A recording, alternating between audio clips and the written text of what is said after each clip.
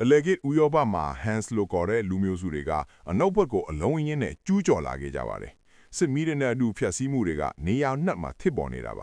ဘာကန်ဒီနိုင်ငံကတော့စင်တန်ဖို့အတွက်အသေးအတန်ကျူးစားနေရပြီးဘရင်ကြီးကိုယ်တိုင်နေစစ်ကိုကာကွယ်ဖို့စစ်သေးတွေနဲ့အတူထွက်ခွာခဲ့ရပါတယ်မြို့တွေထူထပ်နေတဲ့အတွက်စစ်တပ်ကသတိထားပြီးခြိတက်နေကြတာပါသူတို့တွေရော်ဒီရွာကိုရောက်တဲ့အခါမှာတော့လူတွေရောသတိဆန်တွေပါအသက်ခံထားတာပြီးတရွာလုံးမီးလောင်ပြန်ထိနေတာကိုတွေ့လိုက်ရပါတယ်အဲ့ဒီအချိန်မှာမြင်းတကောင်ဖြတ်လျှောက်သွားရကနေပုံးနေတဲ့ရန်သူစစ်သေးတယောက်ပေါ်လာပါတယ်ဒီလူကဘရင်ကြီးကိုမြန်းနဲ့ပြစ်ပြီးမြင်းစီကထွက်ပြေးသွားခဲ့တာပါစစ်သူကြီးဟိုကန်ကဘရင်ကြီးစီအမြန်ပြေးသွားခဲ့ပေမဲ့နောက်ကျသွားခဲ့ပါပြီဘရင်ကြီးကတော့အသက်ဆုံးရှုံးသွားခဲ့ရပါတယ်နောက်ပိုင်းမှာမြို့တော်မှာဇာပနာအခမ်းအနားကျင်းပခဲ့ပါတယ်ဟိုကန်ကတော့သူ့ကိုယ်သူအပြစ်မကင်းတယ်လို့ခံစားနေရပြီးသူ့ရဲ့ငယ်ဘဝကိုပြန်တွေးနေမိပါတယ်သူဟာငယ်စဉ်ကတတဝါကြီးတစ်ခုရဲ့တိုက်ခိုက်မှုကနေအမာရွတ်အနှဲငယ်နဲ့လွတ်မြောက်ခဲ့သူထူပြီးဘရင်ကြီးကသူ့ကိုမွေးစားခဲ့တာပါဟိုကန်လိကျင်ခန်းလုပ်နေတော့မှမင်းသမီးလေးခရမ်ဟီလ်ကဒါဟာသူ့အပြစ်မဟုတ်ကြောင်းနဲ့သူဟာမိသားစုဝင်တစ်ယောက်ဖြစ်နေသေးပါလို့နှစ်သိမ့်ပေးခဲ့ပါတယ်မကြခင်မှာပဲမင်းသားဂူနာကထီးနှန်းဆက်ထန်ခဲ့ပြီးရန်သူတွေဝိုင်းနေတဲ့နိုင်ငံရဲ့အခြေအနေကိုဆွေးနွေးဖို့အစည်းအဝေးလုပ်ခဲ့ပါတယ်သူတို့တွေကမဟာမိတ်တွေအသေးအတန်လိုနေတာကြောင့်ဂူနာကသူ့ရဲ့ညီမလေးကိုလောင်ပါဒီဘရင်နဲ့လက်ထပ်ဖို့ဆုံးဖြတ်လိုက်ပါတယ်ဟိုကန်ကဒီသတင်းကိုမင်းသမီးလေးစီသွားပြောတဲ့အခါမှာတော့မင်းသမီးလေးကတာဝန်အရလက်ခံခဲ့ပြီးမဲ့သူမတော်တော်လေးစိတ်မကောင်းဖြစ်နေတာကိုမြင်နိုင်ပါတယ်အဲ့ဒီညမုန်တိုင်းကြနေတော့မှလက်နက်ကောင်ဆောင်ထားတဲ့လူ17ယောက်မြို့တကောင်းနားမှာစခန်းချနေတာကိုတွေ့လိုက်ရပါတယ်ဟိုကန်ကမြို့ရိုးပေါ်ကနေတေချာကြည့်တဲ့အခါမှာတော့အရေးတစ်ခုကမင်းရဲ့အမာရွတ်တွေအကြောင်းငါသိတယ်လို့တိုးတိုးလေးပြောပြီးပျောက်ကွယ်သွားခဲ့ပါတယ်မနေ့ရောက်တော့အဲ့ဒီလူစုကမြို့ထဲကိုဝင်လာခဲ့ပြီးစစ်သေးတွေကဝိုင်းထားလိုက်ကြပါတယ်မင်းသမီးလေးကတော့အဝေးကနေကြည့်နေရင်နဲ့အဲ့ဒီထဲကမြင်းစည်းသမားတယောက်ဟာသူမျက်လာကိုပြောင်းလဲနိုင်တာကိုသတိထားမိသွားပါတယ်ဂူနာကအဲ့ဒီအဖွဲ့ရဲ့ခေါင်းဆောင်နဲ့တွေ့ဆုံမှုသဘောတူခဲ့ပြီးသူဟာကာစန်တင်မင်းသားစီဖရိတ်ထတာကိုတီးလိုက်ရပါတယ်စီဖရိတ်နဲ့ဂူနာရဲ့ဖခင်တွေကအရင်စစ်ကွဲတွေတုန်းကမဟာမိတ်တွေထိခဲ့ကြတာပ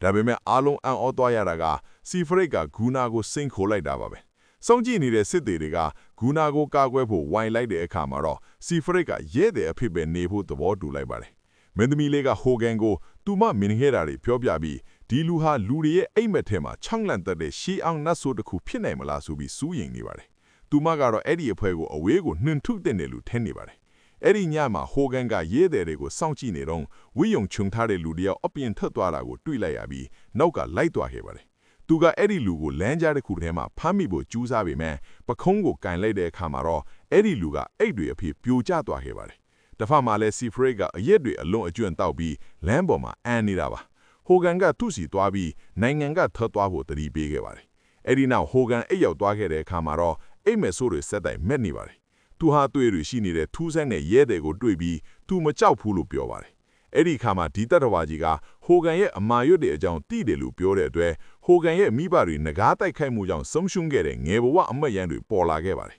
။မနေ့ရောက်တဲ့အခါမှာတော့အဲ့ဒီဝိယုံခြုံထားတဲ့လူကိုမြင်းစရာထဲမှာတွေ့ခဲ့ကြပြီးမြင်းအနှဲငယ်လည်းတီဆုံးနေတာကိုသိလိုက်ရပါတယ်။လူတွေကကရော့လက်နေကြပြီးမင်းသမီးလေးကသူ့ရဲ့မြင်းကိုချော့ဖို့ကြိုးစားပြီးမြင်းကကြိုးကိုဖြတ်ပြီးထွက်ပြေးသွားခဲ့ပါတယ်။ဟိုကန်နဲ့မင်းသမီးလေးကနောက်ကနေမြင်းစည်းပြီးလိုက်သွားတာပါ။တောအုပ်ထဲမှာလိုက်နေရင်းနဲ့မြင်းကမြင်းနားမှာရက်ပြီးရေတောက်နေတာကိုတွေ့လိုက်ရပါတယ်။မင်းသမီးလေးကချော့ဖို့ကြိုးစားပြီးမြင်းကထက်ယုံကန်တဲ့အတွက်သူမရဲ့လက်မှာဒဏ်ရာရသွားပါတယ်။ဟိုကန်ကသူမရဲ့ဒဏ်ရာကိုဆေးထည့်နေဆုံးကျုံးမှာမင်းသမီးလေးကသူမရဲ့လက်ထပ်ပွဲအတွက်စစ်မကောင်းဖြစ်နေတာကြောင့်ဖွင့်ပြောခဲ့ပါတယ်။နောက်ပိုင်းမှာစီဖရိတ်ကဂူနာကိုသူခီးထွက်ရမှာထပြီးအကြောင်းကဘယ်လ်ဂီရီဘရင်ဘရူန်ဟေကသူ့ကိုအင်မက်ထက်ကနေခေါ်နေလို့ဖြစ်တယ်လို့ပြောပြပါတယ်။ဒီဘရင်မကလူတွေကိုလူကိုယ်တိုင်မတွေ့เสียမလို့ပဲမြောက်ပညာနဲ့ညှိုးယူနိုင်တယ်လို့ဆိုကြပါတယ်။အခြေအနေကတင်းပါသွားပေမဲ့စီဖရိတ်ကဒါဟာနောက်ပြောက်တာပါလို့ပြောပြီးရီမောလိုက်ပါတယ်။ညနေပိုင်းမှာစီဖရိတ်ကမင်းသမီးလေးရဲ့အခန်းထဲကိုအတင်းဝင်လာခဲ့ပါတယ်။သူကမင်းသမီးလေးကလာပါတယ်လို့ပြောပေမဲ့မင်းသမီးလေးကတော့သူမှလေးစားမှုမရှိဘူးလို့ပြောပြီးသူ့ကိုမောင်းထုတ်လိုက်ပါတယ်။တစ်ဖက်မှာလည်းဟိုကန်ကဂူနာကိုဒီလက်ထပ်ပွဲဟာမကောင်းဘူးလို့အကြံပေးခဲ့ပြီးသူတို့စစ်တပ်ကတောင်းတင်းတယ်လို့အားမခံခဲ့ပါတယ်။ဂူနာကဟိုကန်ကိုယုံကြည်တဲ့အတွက်လက်ထပ်ပွဲအစီအစဉ်ကိုဖျက်သိမ်းလိုက်ပါတယ်။မနေ့ရောက်တော့ဂူနာကမင်းသမီးလေးကိုလက်ထပ်เสียမလိုတော့ဘူးလို့ပြောတဲ့အခါမှာသူမအယံပျော်သွားခဲ့ပါတယ်။ဘရင်မကတော့ဟိုကန်ကိုသူ့သမီးကနိုင်ငံအတွက်စတိုးတဲ့ကိုအသင့်ဖြစ်နေစလို့ဟိုကန်လည်းအဲ့ဒီလိုလုပ်နိုင်မလားဆိုပြီးမေးခွန်းကြပါတယ်။နောက်ပိုင်းမှာဟိုကန်ကသူ့ရဲ့စစ်တီတွေနဲ့လေ့ကျင့်ခန်းလုပ်နေတော့စီဖရိတ်နဲ့သူ့လူတွေလည်းရောက်လာပါတယ်။ သူတို့ရဲ့တိုက်ခိုက်ပုံကလေ့ကျင့်ခန်းလုပ်နေတာမဟုတ်ပဲလမ်းဘေးကရန်ပွဲအထစ်ခုလိုဖြစ်နေပါတယ်စီဖရိတ်ကစိတ်လွတ်သွားပြီးသူ့လူတယောက်ကိုအသေးအတန်ရိုက်နှက်နေတဲ့အတွက်တခြားလူတွေကဆွေးထုတ်လိုက်ရပါတယ်အဲ့ဒီနောက်သူကပြိုင်ဘက်အနှွေတောင်းတဲ့အခါမှာတော့ဟိုဂန်ကရှေ့ထွက်လာပါတယ်စီဖရိတ်ကလမ်းနဲ့ဖြစ်လိုက်ပြီးမဲ့ဟိုဂန်ကအလွယ်တကူဖမ်းလိုက်နိုင်ပါတယ်အဲ့ဒီအချိန်မှာပဲမြင်းတကောင်ပေါ်မှာအလောင်းတစ်လုံးပါလာကြောင်းအားလုံးရပ်သွားကြပါတယ်အဲ့ဒီလူဟာနယ်စပ်နားကလူတယောက်ဖြစ်ပြီးဓာတ်နဲ့အထိုးခံထားတာပါမကြခင်မှာပဲဆက်စုံတွေနဲ့ဒိန်းတွေကသူတို့ကိုတိုက်ခိုက်တော်မဲ့ဆိုတဲ့သတင်းရောက်လာပါတယ်ဂူနာကမဟာမိတ်တွေအသေးအတန်လိုနေတာကြောင့်ဟိုဂန်သဘောမတူပေမဲ့စီဖရိတ်တို့အဖွဲ့နဲ့ပူးပေါင်းဖို့အမိန့်ပေးလိုက်ပါတယ်ဟိုဂန်ကစီဖရိတ်ကိုတွားရှာတဲ့အခါမှာဝိယုံခြုံထားတဲ့လူကထူးဆန်းတဲ့အစည်းအဝေးတစ်ခုလုပ်နေတာကိုတွေ့လိုက်ရပါတယ်အဲ့ဒီလူကအယ်လ်ဘာထီပြီးဟိုဂန်ရဲ့အမာရွတ်တဲ့အကြောင်းသိတယ်လို့ထပ်ပြောပါတယ်အယ်လ်ဘာကစီဖရိတ်ဟာနဂါးကိုတယောက်တည်းတက်ထည့်ပြီးနဂါးတွင်းနဲ့ရေချိုးခဲ့တဲ့အတွက်ဗျာလက်နက်မှမတိုးတဲ့ကိုရန်တာကိုပိုင်ဆိုင်ထားတာကြောင့်ရှင်းပြပါတယ်ဒါပေမဲ့တရွက်တလဲကသူ့ရဲ့ကြောပေါ်မှာကတ်နေတဲ့အတွက်အဲ့ဒီနေရာလေးကတော့သူ့ရဲ့အာတန်ဆက်ရေးပြီးထိနေတာပါ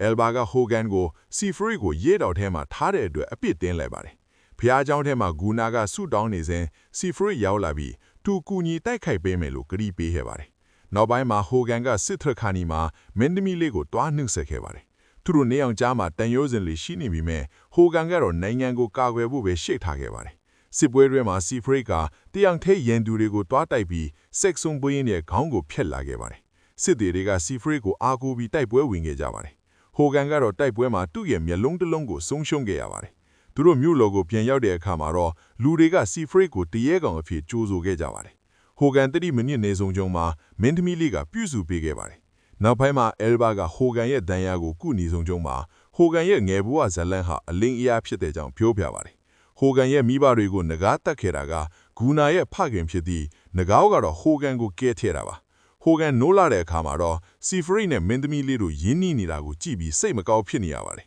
မင်းသမီးလေးကနိုင်ငံကိုကာကွယ်ဖို့စီဖရိတ်နဲ့လက်ထပ်ဖို့ဆုံးဖြတ်လိုက်ပါတယ်ဂူနာကတော့အိုက်စလန်ကဘယင်မဘရွန်ဟေးကိုလက်ထပ်ဖို့အတွက်စီဖရိတ်ရဲ့အကူအညီနဲ့တွားခဲ့ပါတယ်အဲ့ဒီမှာဂူနာကဘရွန်ဟေးကိုတိုက်ပွဲမှာအနိုင်ယူနိုင်ခဲ့တဲ့အတွက်သူမကဂူနာနဲ့အတူလိုက်လာခဲ့ပါတယ်ဒါပေမဲ့တကယ်အနိုင်ယူနိုင်အောင်ကူညီပေးခဲ့တာကစီဖရိတ်ရဲ့အစွမ်းတွေဖြစ်နေပါတယ်နိုင်ငံကိုပြန်ရောက်လာတဲ့အခါမှာတော့ဟန်လူမျိုးတွေကနိုင်ငံကိုဖျက်ဆီးထားတာကိုတွေ့လိုက်ရပါတယ်လက်ထပ်ပွဲတွေကျင်းပပြီးတဲ့နောက်ပိုင်းမှာစီဖရိတ်နဲ့ဘရွန်ဟေးတို့ရဲ့ဖောက်ပြန်မှုတွေကိုဟိုဂန်ကရစ်မိသွားလာခဲ့ပါတယ်ဂူနာကလည်းဒါကိုသိသွားတဲ့အတွက်စီဖရိတ်ကိုတတ်ဖို့ဆုံးဖြတ်လိုက်ပါတယ်ဟိုဂန်ကစီဖရိတ်ကိုအမဲထွက်ဖို့ခေါ်သွားပြီးတရားမျှတတဲ့တိုက်ပွဲတစ်ခုဆင်နွှဲခဲ့ပါတယ်တိုက်ပွဲအပြီးမှာတော့ဂူနာကစီဖရိတ်ရဲ့အာတန်ဆက်ကိုဓာတ်နဲ့ထိုးပြီးအသက်ကိုအဆုံးစင်စေလိုက်ပါတယ်စီဖရိတ်တွေ့ဆုံးသွားတဲ့အခါမှာမင်းသမီးလေးကအယံဝမ်းနေသွားခဲ့ပြီးသူမမှာစီဖရိတ်ရဲ့ရင်သွေးရှိနေတဲ့အကြောင်းပြောပြပါတယ်သူမကဟိုဂန်ကိုမတက်ဖဲစီဖရိတ်ရဲ့ရင်သွေးကိုတစ်သက်လုံးအစေခံပြီးအပြစ်ပေးဖို့ချိန်စွာလိုက်ပါတော့တယ်